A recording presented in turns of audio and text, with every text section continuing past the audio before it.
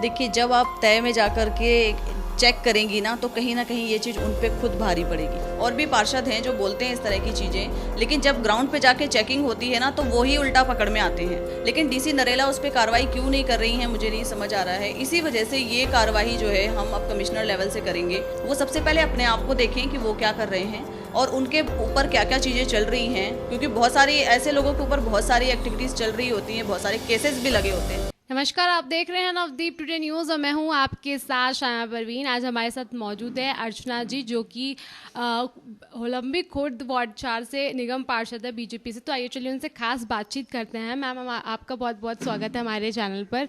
Ma'am, मुझे ये बताइए, 4 साल होने वाले हैं आपके कार्यकाल को, तो ऐसे इन 4 साल में आपने जनता के लिए क्या कार्य किए हैं जो जनता आपको आगे याद रखे? देखिए, ये 4 साल मेरे लिए बहुत प्रीशियस रहे, क्योंकि मैं इंडिपेंडेंटली जीती थी और मेरे एरिया के लोगों ने मुझे खुद से इलेक्शन के लिए मोटिवेट किया। उन लोगों ने मेरा सपोर्ट किया और वो मुझे लेकर आए। और उसके बाद 4 साल लगातार हमने उनके लिए पूरी मेहनत की है, कोशिश की है काम को करवाने की, और बहुत सारे काम भी हुए हैं। इनमें से प्रमुख उपलब्धियां मैं यही कहूँगी कि अभी तक 2 स्कूल बन चुके हैं मेरे कार्यकाल में, और एक स्कूल की फाइल बिल्कुल फाइनल पे चल रही है। हो सकता है कि आने वाले साल में उसका निर्माण कार्य शुरू हो जाए। और लगभग सभी पार्कों में ओपन जिम लग चुके हैं, और कई सारी गलियों का, रोड्स का निर्माण लगातार चल रहा है, हर रोज़ काम हो रहा है। इस समय भी केएम पब्लिक स्कूल के पीछे की गली बन रही थी, जहाँ की विजिट मैं अभी करके आ रही हूँ। और फेज़ 1, फेज़ 2 और मेट्रो खुर्द, ये 3 जगह ऐसी हैं जहाँ पे प्रॉपर तरीके से गलियाँ नालियाँ बन रही हैं, रोड्स बन रही हैं। एमसीडी उन कामों को करा रही है, और उन कामों को बेस्ट तरीके से करवाया जाए, इसकी निगरानी मैं खुद खड़े होकर कर रही हूँ। और सभी लोगों से भी ये अपील करती हूँ कि वो भी अगर कुछ भी कमी दिखती है तो वो डायरेक्टली मुझे बताएं।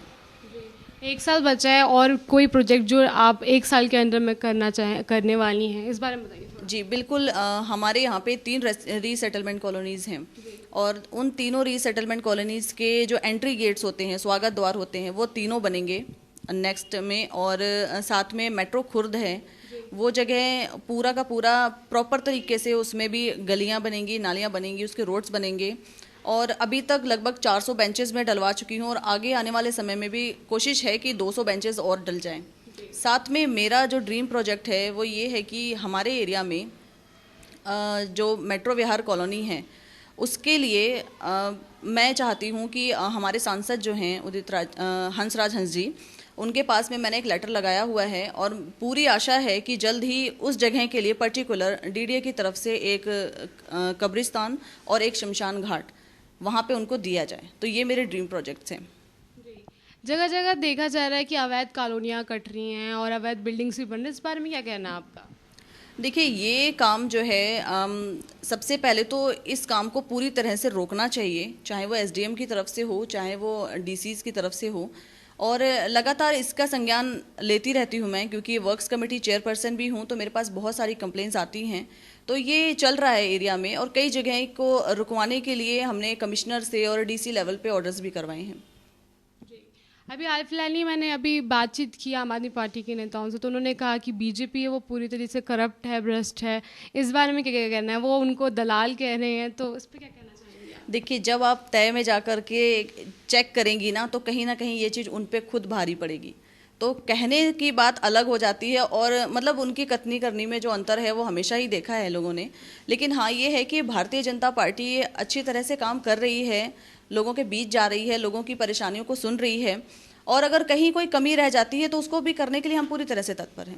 मैम, जो अवैध निर्माण हो रहे हैं उसमें जो एक तरह से जब से कॉलोनियों को पक्का करने की जो बात आई है, तब से अवैध निर्माणों की बाढ़ आ गई है। जगह जगह जो एग्रीकल्चर लैंड है, ग्रीन लैंड है, उसमें सब पे अवैध निर्माण शुरू हो गए हैं जी। तो क्या कोई खास प्रयास या कोई खास कार्रवाई के ऊपर आपकी पाइपलाइन में है, क्या कुछ किया जाएगा? बिल्कुल, पर्टिकुलरली मैं नरेला जोन के लिए आपको बताना चाहूँगी कि नरेला जोन की 2-3 कंप्लेंट्स मेरे पास आई थी सिविक सेंटर में, जिनको मैंने फॉरवर्ड किया है कमिश्नर को।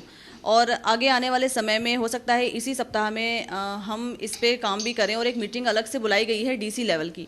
तो उसमें डीसी को उसके कार्य सौंपे जाएंगे, और जो भी अवैध निर्माण चल रहे हैं, जिनकी कंप्लेंट्स मेरे पास आई है, उन पे 100% कुछ ना कुछ एक्शन होंगे। और कमिश्नर की तरफ से, एनडीएमसी कमिश्नर की तरफ से एसडीएम को भी हो सकता है कि ऑर्डर्स जाएं।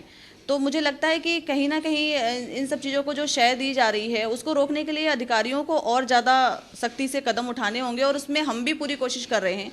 अगर हमारे पास कहीं से कोई भी क्वेश्चंस आते हैं तो उन्हें हम ज़रूर सॉल्व करने की कोशिश करते हैं। आप जब जमीन से जुड़ी हुई नेता है, जब ऐसी कॉलोनियां कटती है, वो गरीब आदमी एक एक पाई जोड़ के वहाँ पे पैसा फंसाता है जी। बिल्डर तो पैसे लेके गायब हो जाते हैं, बाद में गरीब आदमी पिसता रहता है। Exactly। लोगों के लिए क्या एडवाइस आप देना चाहेंगे? लोगों के लिए क्या एक आपकी तरफ से संदेश होगा?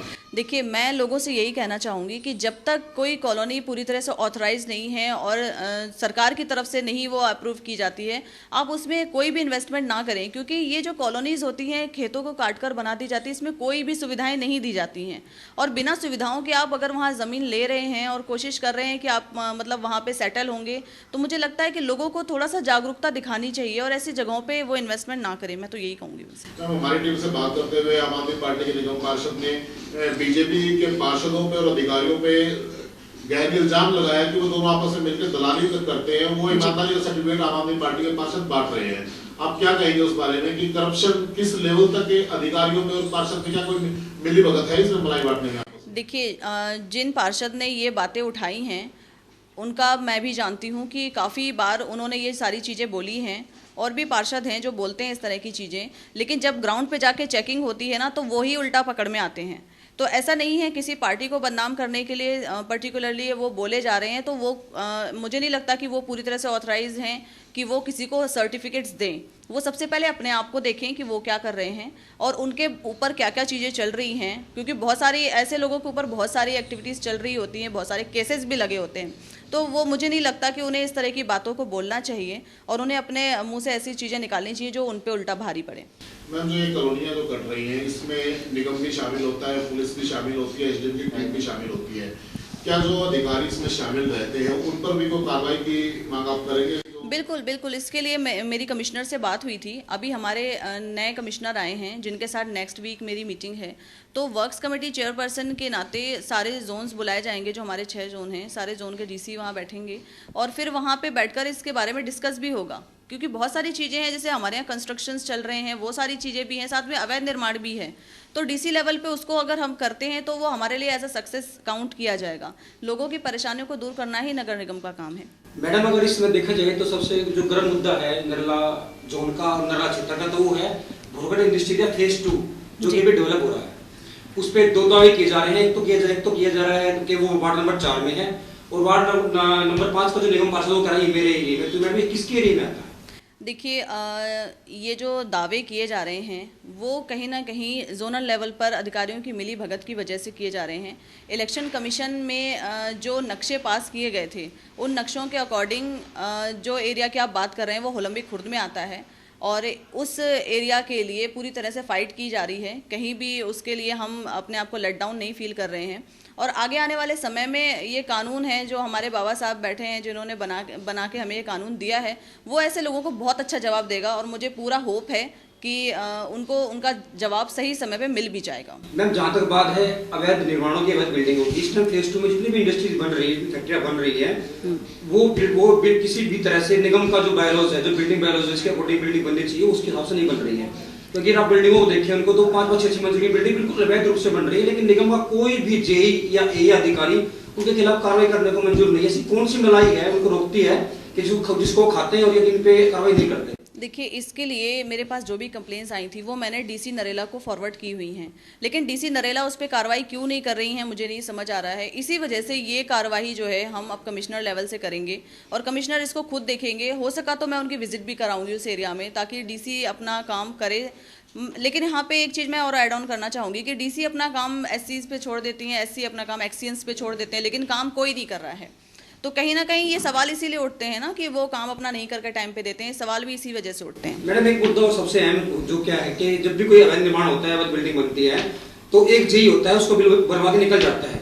लेकिन जब उसकी शिकायत होती है तो दूसरा जेई आता है, वो ये बोलता है कि मेरे समय में नहीं हुआ है, तो उसके समय में वो करवाया गया है। तो क्या उस पर अधिकारी पर कार्रवाई नहीं होनी चाहिए जो बनवा के गया है? देखिए, कोई जेई वहाँ पे जाकर बनवा रहा है या नहीं बनवा रहा है ऐसा मेरे संज्ञान में बिल्कुल नहीं है। मुझे नहीं लगता कि कोई जेई जाकर वहाँ पे रिस्पॉन्सिबिलिटी लेता है कि हम इसको बनवाएंगे। और अगर किसी तरीके से अगर कोई भी आपको उसमें संलग्न दिखता है तो उसकी मुझे जानकारी दीजिए, उस पर पूरा एक्शन लिया जाएगा। मैम, अगर जेई से बात होती है तो जेई एक ये जवाब देता है कि मैंने ये बिल्डिंग बुक कर दी है, मैं बुक की तो नरला में बहुत सी बिल्डिंग बुक है, लेकिन बुक होने के बाद उसमें कार्रवाई क्या होती है? क्योंकि बिल्डिंग बुक होने के बावजूद भी वो बिल्डिंग रनिंग में होती है, उस पर मार्केट खुल जाती है, जी, काम चल रहे होते हैं। जी, इसकी कई बार शिकायतें आ चुकी हैं और ये डीसी लेवल पे मैं इसको सॉल्व करने की कोशिश कर चुकी हूँ, लेकिन मैंने जैसे आपको पहले भी बताया कि इसको कमिश्नर लेवल से सॉल्व किया जाएगा। मैम एक सवाल हो रहा है, जो एमसीडी ने जो अभियान चला रखा है, जो एमसीडी के पार्क है उसमें जो बोरवेल लगे हुए थे वो सील किया जा रहा है क्योंकि जमीन में पानी कम रह गया है। कई पार्कों में सील भी किया गया है, जबकि जो अवैध निर्माण हो रहे हैं वहाँ दरादर समरसेबल भी लगाए जा रहे हैं और ट्यूबवेल भी लगाए जा रहे हैं, तो क्या इसके लिए भी कोई कैंपेन आपकी तरफ से कोई चलाया जाएगा? देखिए, इसके लिए मैं चाहूँगी कि जो हमारे एरिया के एसडीएम हैं वो अगर अपनी तत्परता दिखाएं तो वो ज़्यादा अच्छा रहेगा, क्योंकि हमारी तरफ से अगर कोई एक्शन लिया जाता है तो उसमें एमसीडी इन्वॉल्व हो जाती है और कहीं ना कहीं एमसीडी का कोई काम है नहीं वहाँ। तो मुझे लगता है कि लोगों से हम अपील कर सकते हैं कि ऐसी जगह पे इन्वेस्ट ना करें, बाकी का एसडीएम को अपना काम देखना चाहिए। हमसे बात करने के लिए ये थी हमारे साथ निगम पार्षद अर्चना जी, जिनसे हमने खास बातचीत की। फिलहाल तो आज के लिए इतना ही, बाकी खबरों के लिए जुड़े रहे नवदीप टुडे न्यूज़ के साथ। नमस्कार।